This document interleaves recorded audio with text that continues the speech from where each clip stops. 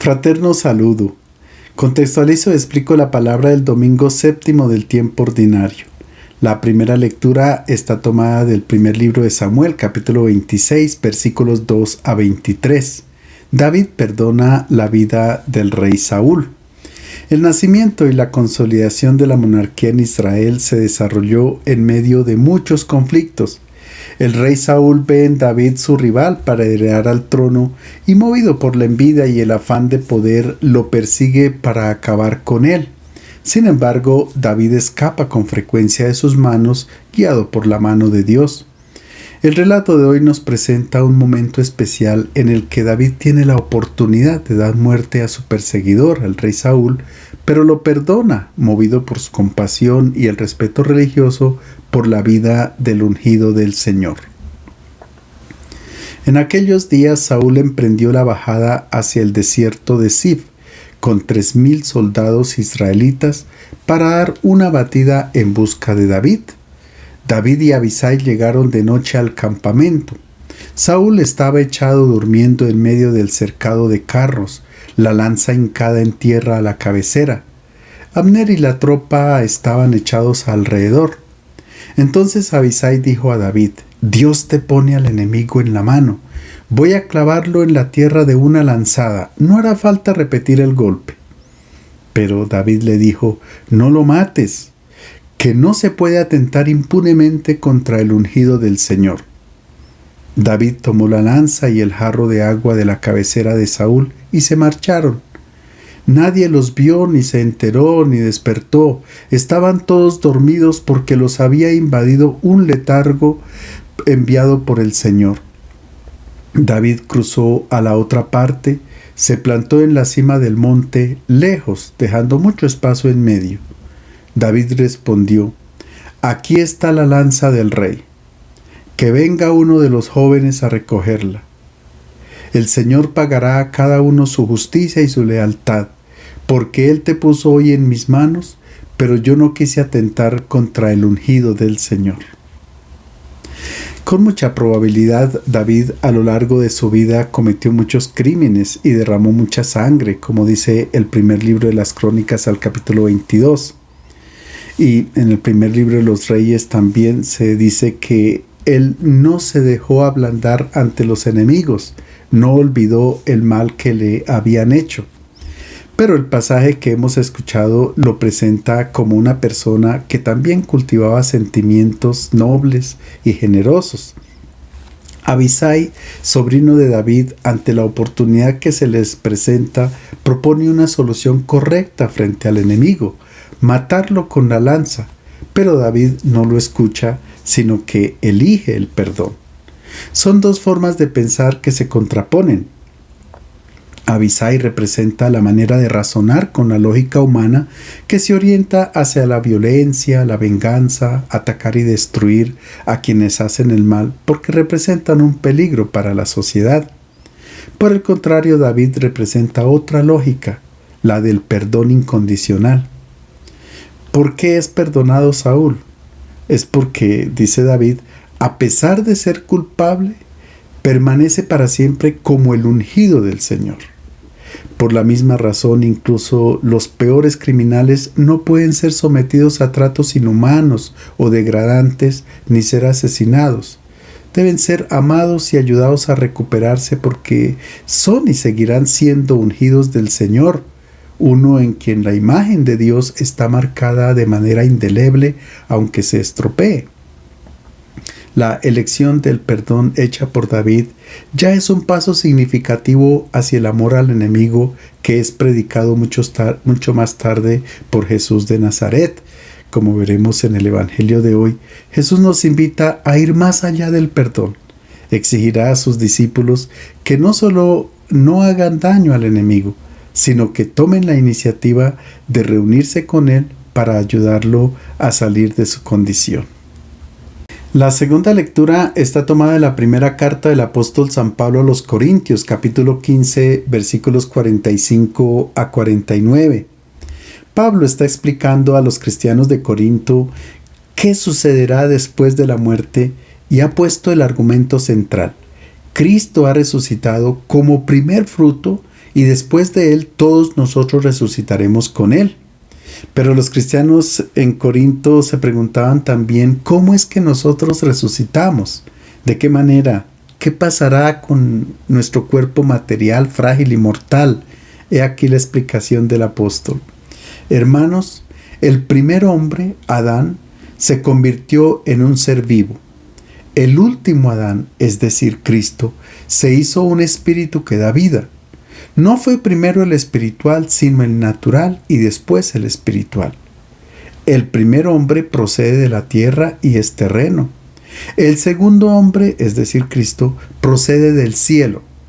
El hombre terrenal es modelo de los hombres terrenales, de la misma manera que el celeste es modelo de los hombres celestes. Así como hemos llevado la imagen del hombre terrestre, llevaremos también la imagen del celeste. Pablo aprendió de los fariseos que al final de los tiempos todos los seres humanos resucitarían con el cuerpo que tenían en este mundo. Si así fuera, no se entendería por qué tendríamos que morir para luego resucitar con el mismo cuerpo. Y como de todas maneras nos morimos, entonces, ¿cómo es posible recuperar un cuerpo ya disuelto en la tierra durante tanto tiempo? ¿Y qué clase de cuerpo se recuperaría? ¿El que teníamos cuando éramos jóvenes o el de nuestra vejez, que aparentemente es un poco feo, enfermizo, como sucede en el momento de la muerte? A la luz de la resurrección de Jesús, Pablo entiende mejor el significado de la visión cristiana de la vida eterna. Quienes han visto a Cristo resucitado pueden tener una idea de esa maravilla. Dice a los Corintios que no es este cuerpo material el que resucita, sino que cada persona recibirá de Dios un cuerpo espiritual, incorruptible, que participa de la gloria de Dios. Por tanto, no es que resucite una parte de nosotros, el alma solamente, o que seamos fantasmas volando por el espacio, no. Es toda nuestra persona la que entra en la gloria del cielo, pero con un cuerpo completamente diferente al que tenemos en este mundo. Un cuerpo que no está compuesto de átomos y moléculas. Y para explicar aún con más detalle, en el pasaje que precede a la lectura de hoy, utiliza una comparación. Dice que así como la semilla se siembra en la tierra y desaparece porque es como si estuviera muerta, pero después de algún tiempo reaparece de una forma distinta y con vida, así también nosotros seremos transformados. Ahora bien, la planta es muy distinta a la semilla que le dio origen. Esto mismo es lo que le sucede al hombre. Su cuerpo material se deja en la tierra, se le da sepultura, pero la misma persona resucita de un modo diferente porque entra en el mundo de Dios. Se renace con un cuerpo incorruptible, un cuerpo que no necesita comer ni dormir, que no sufre, no se enferma y ya no puede experimentar la muerte. Notemos también que el apóstol hace una contraposición entre el hombre carnal, que procede de Adán, y el hombre espiritual, que procede de la estirpe de Cristo resucitado. Por tanto, la transformación que se produce con la muerte biológica no es el resultado de un poder natural propio del hombre, similar al que tiene la semilla en sí misma, sino que es la obra del Espíritu que hemos recibido en el bautismo. El Espíritu que, al hacer que Jesús resucite entre los muertos, también nos resucitará. Entonces, como hemos llevado en nosotros la imagen de Adán, el hombre terrenal y mortal, recibiremos la semejanza con Cristo, que es la cabeza de la nueva humanidad. El pasaje nos invita a reflexionar sobre el principal enigma del hombre, que es la muerte. Si ella es el momento en que uno pasa de esta tierra al mundo de Dios, si marca el nacimiento de la nueva forma de vida, entonces no debe considerarse una desgracia, sino como un hecho natural que complementa nuestra existencia en este mundo. El Evangelio está tomado de San Lucas, capítulo 6, versículos 27 a 38. Se trata de unos dichos que pronuncia Jesús y que marcan la esencia de su mensaje evangélico. Después que los discípulos dejaron todo para seguir al Maestro, Jesús los llama bienaventurados porque se han hecho pobres para entrar en el reino de Dios. Ellos han hecho la mejor elección en la vida. Pero por otra parte, también son bienaventurados porque sienten hambre, porque lloran, pero sobre todo porque serán odiados, perseguidos, insultados y calumniados por los hombres. De este modo se evidencia contundentemente que ellos estaban anunciando con autenticidad el mensaje de Jesús y por consiguiente ellos son distintos del común de la gente porque no siguen los valores de este mundo sino los del Evangelio. En el pasaje de hoy encontramos la propuesta que nos hace Jesús y que lleva hasta las últimas consecuencias, y es bien distinta a lo que propone el mundo. A mi modo de ver, estas instrucciones prácticas del Maestro se convierten en una unidad de medida para poder medir nuestra vida cristiana. Jesús indica cuál tendría que ser el comportamiento del cristiano cuando es perseguido, cuando le hacen daño, cuando recibe violencia, cuando es marginado, etc. Una experiencia que no solamente aplica para los cristianos de los orígenes, sino también a todos los fieles de la Iglesia a lo largo de los siglos y por supuesto también hoy. De acuerdo con la lógica del mundo, a la violencia recibida hay que responder con otra violencia, al insulto con otro insulto, eso sí, más fuerte y así sucesivamente. La pregunta es, ¿cómo debe actuar el discípulo de Jesús? ¿Usará la misma lógica, es decir, se dejará guiar por los instintos naturales o actuará de acuerdo con el espíritu que procede del Padre del cielo? Veamos la propuesta de Jesús. En aquel tiempo dijo Jesús a sus discípulos: a ustedes que me escuchan yo les digo, amen a sus enemigos, traten bien a los que los odian, bendigan a los que los maldicen, recen por los que los injurian. Al que te golpee en una mejilla, ofrécele la otra. Al que te quite el manto, no le niegues la túnica. Da a todo el que te pide. Al que te quite algo, no se lo reclames. Notemos que Jesús propone 4 imperativos seguidos de unos ejemplos prácticos que emergen de la vida cotidiana. Es que Jesús tiene que ser muy claro con el mensaje que transmite a sus discípulos, sobre todo para cuando ellos estén sufriendo injusticias y persecuciones. El primer imperativo: amen a sus enemigos. En griego, el verbo que se emplea para indicar el amor no es fileo, que significa entablar una amistad, porque no se trata de hacerse amigo de quien nos ha hecho el mal. Jesús pide amarlo y el verbo es en griego agapao, que significa el amor incondicional, que no procede de la naturaleza humana porque nos llevaría en una dirección opuesta, sino que viene de la vida que ha sido donada por el Padre Celestial, que es amor. Agapao, amar, significa tener toda la disponibilidad para hacer el bien de modo incondicional, sobre todo al enemigo que me ha hecho daño y a lo mejor un daño muy grave. Si mi enemigo está pasando por una situación difícil, no importa lo que él me haya hecho, yo tendré que acudir en su ayuda. El segundo imperativo: haz el bien a aquellos que te odian. El odio no es la simple antipatía que uno experimenta ante aquellos que no nos son simpáticos, no. Es que el odio consiste en querer destruir al otro, hacerle daño y desear que nunca hubiera existido. De frente al odio, el instinto natural nos lleva a tratar de destruir al otro, porque si él me quiere destruir, entonces yo actúo primero. Y por eso le deseo el mal. Jesús pide que hay que buscar cualquier oportunidad para hacerle el bien al que nos odia. Ciertamente es un enemigo, pero hay que hacer hasta lo imposible porque también él sea feliz.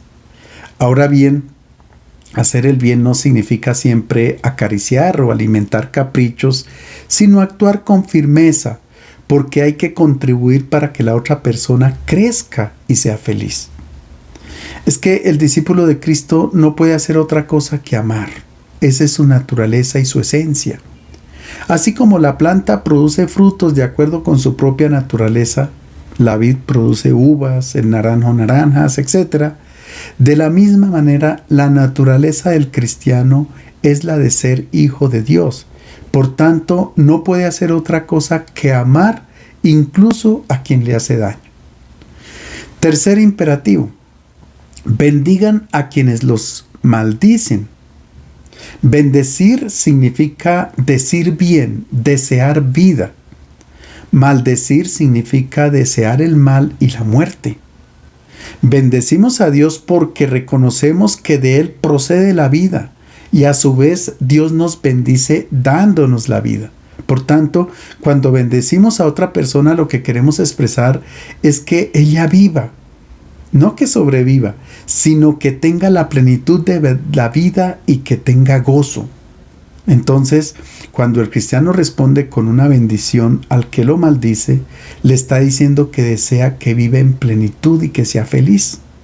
Se manifiesta una disponibilidad total para ayudar al que maldice, aquel que aún no es feliz. Estos tres imperativos parecen difíciles de llevar a cabo y por eso Jesús propone el cuarto: oren por los que los injurian. Orar no significa solamente repetir fórmulas, sino ponerse en sintonía con el pensamiento de Dios, ver como Dios. Por tanto, cuando veo que Dios ama a quien me hace daño o al que comete cosas malas, yo también entro en la misma lógica divina y no hago más que amar. Aclaremos un poco esto. Dios odia los actos de maldad, pero no a la persona que los comete, porque su infinito amor envía la lluvia sobre justos e injustos y hace salir el sol sobre malos y buenos. Solamente en la oración yo puedo sincronizar mis sentimientos con los de Dios. Por tanto, a Dios le pedimos que haga el bien a quien nos está haciendo daño.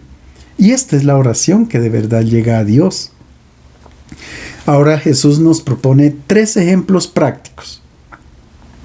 El primero: al que te golpee en una mejilla, ofrécele la otra. No se trata de tomar al pie de la letra, no es una cuestión solamente física. Lo que Jesús quiere expresar es que no hay que responder con la violencia. Hay mucha agresividad en nuestra vida, incluso en los momentos más sencillos. Cuando manejamos el auto, por ejemplo, y no cambia la luz del semáforo cuando ya el de atrás nos está pitando. Eso significa decirle al otro: no deberías existir, quítate de mi camino. Esto es violencia. En el trabajo muchas veces nos tomamos las cosas personales y por instinto reaccionamos fuertemente con violencia.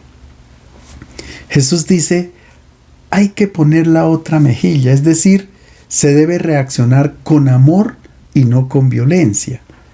El segundo comportamiento es frente al ladrón que te quita el manto, porque es lo primero que encuentra. Pues inmediatamente hay que ofrecerle también la túnica. Es más, si en algún momento encuentras a quien te robó el manto y está padeciendo frío, debes darle la túnica, no importa que tú padezcas el frío. El tercer ejemplo hace referencia a la injusticia. Al que te quite algo, no se lo reclames. No se trata de tomar una actitud pasiva con resignación, porque el cristiano no es ingenuo, ni tampoco es bobo. Jesús sugiere tomar una actitud positiva para humanizar al malvado. Por tanto, no puede actuar de la misma manera que el malvado. Se debe hacer justicia, defender los derechos y el honor de la vida. El cristiano es una persona que se empeña para poner fin a la injusticia, al robo, a la corrupción, pero rechaza los medios violentos que son contrarios al Evangelio, los medios agresivos, bien sea de palabra o de acción. Y cuando ya no se puede hacer nada, pues tendría simplemente que padecer la injusticia, pero eso sí, nunca acudir a la violencia. Y ahora viene la regla de oro propuesta por Jesús. Traten a los demás como quieren que ellos los traten a ustedes. Si aman a los que los aman, ¿qué mérito tienen? También los pecadores aman a sus amigos. Si hacen el bien a los que les hacen el bien, ¿qué mérito tienen? También los pecadores lo hacen. Si prestan algo a los que les pueden retribuir, ¿qué mérito tienen? También los pecadores prestan para recobrar otro tanto. La palabra mérito aparece 3 veces en estos pocos versículos y los traductores la toman del Evangelio de Mateo, donde mistos en griego significa mérito. Pero Lucas escoge con mucha finura otro término que es charis en griego, que significa gratuidad. Por tanto, el significado del texto es bastante distinto. Si ustedes aman a los que los aman, ¿qué hay de gratuidad? Es que lo que caracteriza el amor es hacer el bien de modo gratuito, sin esperar absolutamente nada a cambio.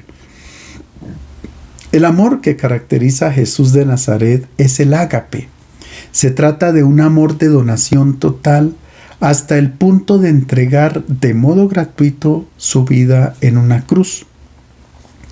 Es un amor que trabaja la pérdida, porque no hace otra cosa que hacer el bien sin esperar recompensa. Esto es charis, gratuidad, y procede de la naturaleza de Cristo. Y mucho cuidado, porque el bien se hace sin esperar tampoco méritos en el paraíso. Esto no sería gratuidad, sino egoísmo, y no es la característica del discípulo de Cristo. Y ahora Jesús propone el ápice de la ética cristiana. Por el contrario, amen a sus enemigos, hagan el bien y presten sin esperar nada a cambio. Así será grande su recompensa y serán hijos del Altísimo, que es generoso con ingratos y malvados. El amor al enemigo es donde mejor se evidencia la gratuidad. Es el amor que expresó Jesús de Nazaret por quienes lo condujeron a la muerte. Su reclamo fue: Padre, perdónalos porque no saben lo que hacen. Ya desde el primer testamento se estaba manifestando el amor hacia el enemigo. Así se dice en el libro del Éxodo: si ves que el buey o el asno de tu enemigo se extravían, devuélvelo. Cuando veas a un burro de una persona que te odia, que va a caer o que cae con su carga, no pases de largo, ayúdalo. Es que si pierde el animal, que es el instrumento de trabajo, luego la persona ¿cómo puede vivir? Por tanto, debe ayudar a tu hermano incluso si él es tu enemigo. También en la sabiduría pagana, Séneca decía: si quieres imitar a los dioses, haz bien también a los ingratos, porque el sol también se levanta sobre los impíos. Un dicho que parece muy similar al de Jesús, pero los filósofos estoicos buscaban estos comportamientos para tener paz interior de frente a la injusticia. En el fondo se buscaban a sí mismos, les faltaba la gratuidad que propone Jesús. Actuar sin ninguna ventaja personal, simplemente experimentando el gozo de amar, que es la gloria del Padre del cielo. Ahora, si de recibir recompensa se trata, Jesús promete una muy grande. Serán hijos del Altísimo, que es bueno con ingratos y malvados. Notemos que Jesús no promete un mejor puesto en el paraíso, no, sino ser hijo del Altísimo, es decir, ser como Él, que ama y basta. De esta manera, Dios manifiesta su identidad de amor con quien es ingrato y hace el mal. Y el pasaje termina con una exhortación a los miembros de la comunidad cristiana. Sean misericordiosos como es misericordioso el Padre de ustedes. No juzguen y no serán juzgados. No condenen y no serán condenados. Perdonen y serán perdonados. Den y se les dará. Recibirán una medida generosa, apretada, sacudida y rebosante, porque con la medida que ustedes midan, serán medidos. El adjetivo griego oiktirmon, misericordioso, con el cual se califica al Padre, no da la idea de lo que es el término en hebreo rahum. Cuando Dios se presenta en el libro del Éxodo capítulo 34 dice Ani Rahum, y han traducido por yo soy misericordioso. Pero Rahum procede de Rehem, que es el seno materno, el útero. En otras palabras, Dios presenta su amor como visceral, que es el amor materno.